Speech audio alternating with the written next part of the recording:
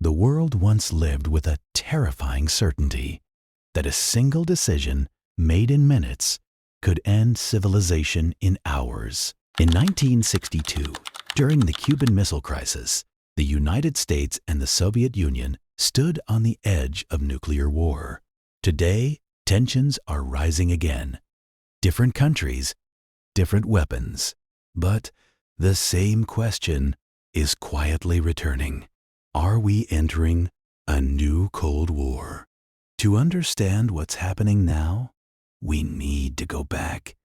After the devastation of World War II, the world didn't find peace.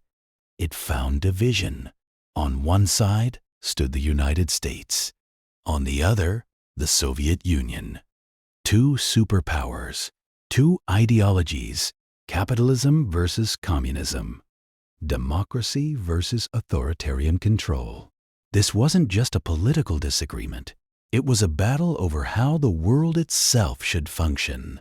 And so began the Cold War. The first Cold War, a war without battlefields. What made the Cold War so strange was that the two most powerful nations on Earth never directly fought each other. Instead, they fought in shadows. Proxy wars erupted in places like Korea and Vietnam. Spies operated in silence.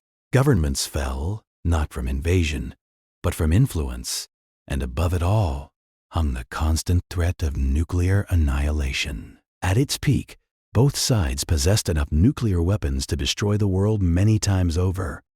This terrifying balance became known as mutually assured destruction. If one side launched, the other would respond. No one would win. And paradoxically, that's what kept the peace. Moments that nearly ended everything. The Cold War wasn't just tension. It was a series of near disasters. In 1962, the world held its breath during the Cuban Missile Crisis. Soviet nuclear missiles were discovered just 90 miles from the U.S. coast. For 13 days, leaders on both sides made decisions that could have triggered nuclear war. At one point, a Soviet submarine, cut off from communication, considered launching a nuclear torpedo. It didn't because one man refused to give the order. Moments like this weren't rare, they were frequent, and often they were hidden from the public. The end of the Cold War, or was it? By 1991, the Soviet Union collapsed. The Cold War ended, at least officially. The United States emerged as the world's sole superpower. For a brief moment, it seemed like history had moved on. But beneath the surface, something else was happening. New powers were rising. Old rivalries were evolving. And the tools of conflict were quietly changing. The world today, familiar tensions, new faces. Now fast forward to today. The world is no longer divided between two clear superpowers. Instead, it's more complex and, in some ways, more unstable. The United States still holds immense power, but it's now challenged by countries like China and Russia, and the tensions between them are growing, not through direct war, but through influence, technology, and strategy. Sound familiar? A new kind of arms race. During the Cold War, the race was nuclear. Today, it's different. It's about artificial intelligence, cyber warfare, economic dominance. Instead of building more missiles, nations are building more advanced systems. Tools that can disrupt economies, control information without firing a single shot.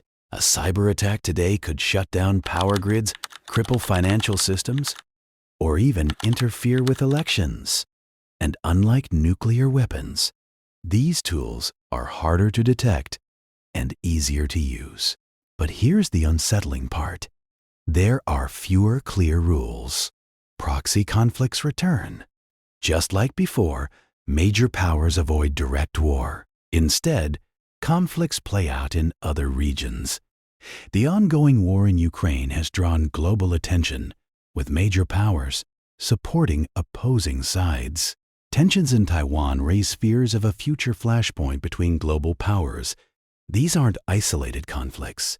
They're part of a larger pattern, a pattern we've seen before. But what makes today different? At first glance, this feels like history repeating itself. But there are critical differences. During the original Cold War, the world was largely split into two camps. Today, it's not so simple. Countries are economically interconnected in ways that didn't exist before. For example, the United States and China are major trading partners, even as they compete strategically. This creates a strange paradox. Rivals who depend on each other. And that makes conflict both less likely and potentially more complicated. The speed of modern crisis. Another difference is speed. During the Cold War, decisions took hours. Sometimes, today, they happen in seconds. A cyber attack, a misinterpreted signal, a viral piece of misinformation. Any of these could escalate tensions almost instantly. In a world driven by technology, the margin for error is smaller than ever. The danger of miscalculation, the greatest threat, isn't always aggression, it's misunderstanding. During the original Cold War, both sides developed communication systems to avoid accidental war. Hotlines, treaties, agreements. Today, those systems are weaker, or in some cases, non-existent. And with more global players involved, the risk of miscalculation increases.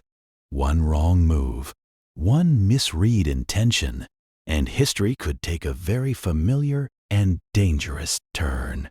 So, are we entering a new Cold War? The answer isn't simple. Some historians argue that we're already in one, just without calling it that.